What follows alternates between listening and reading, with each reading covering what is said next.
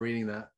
Um, uh, when in my brain, Princeton, as a department, the industrial relations and labor group in the 70s and 80s was just this, this like this ground zero for a real, revolution that changed all empirical micro, arguably.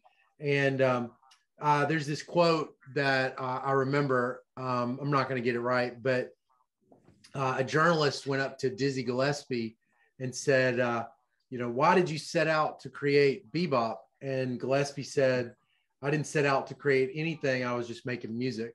And so I was kind of curious, was it ever the case in Princeton in the 70s or 80s where you sort of felt like we're sort of a different department and we're doing different things that you could feel was important? Well, it wasn't. No, I think Dizzy Gillespie nailed it.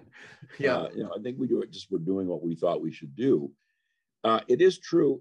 The thing about Princeton that a lot of people don't know, the industrial relations section actually spanned more than one department. It dates back to the 1920s. It predates the department.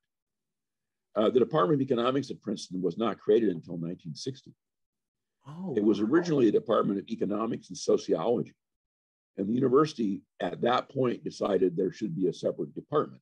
I mean, Princeton still has, for example, we don't have a Department of French. We have a Department of Romance Languages, and it has in it not just French speakers, but people from, it's been split up a little bit now, but I think the French and Italians are in the same department.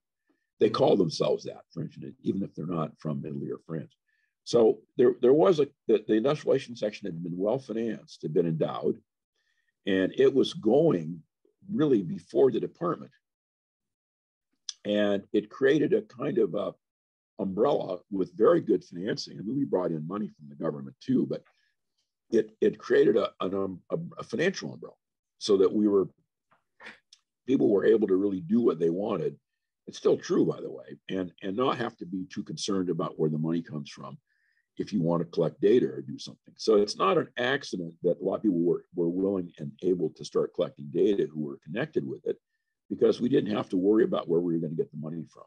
We had a place to get it from. Alan Kruger, in fact, started our survey research center. Yeah, we have a survey research center that still survives, and he started it. It does a lot more than just labor economics, of course, many other things. And of course, there are a lot of data collection enterprises. So yeah, Dizzy Gillespie had it right. But the historical setup was also we were physically separate. We were in the Firestone Library. Right. So it was like a laboratory set apart. And the number of good students who came out of there is simply phenomenal. Yeah. I mentioned Bob Lalonde, but there were many others, John Bernardo, Janet Curry, Ron Oaxaca, it was my first PhD student, really. These were all very distinguished people. Josh Angris, of course, came along. I knew him from when he was an undergraduate. Yeah. So there were lots of people who came in there, and really financing was not an issue. The problem is you had to work, right? And it's not enough. Just because you have data, there's a lot more involved.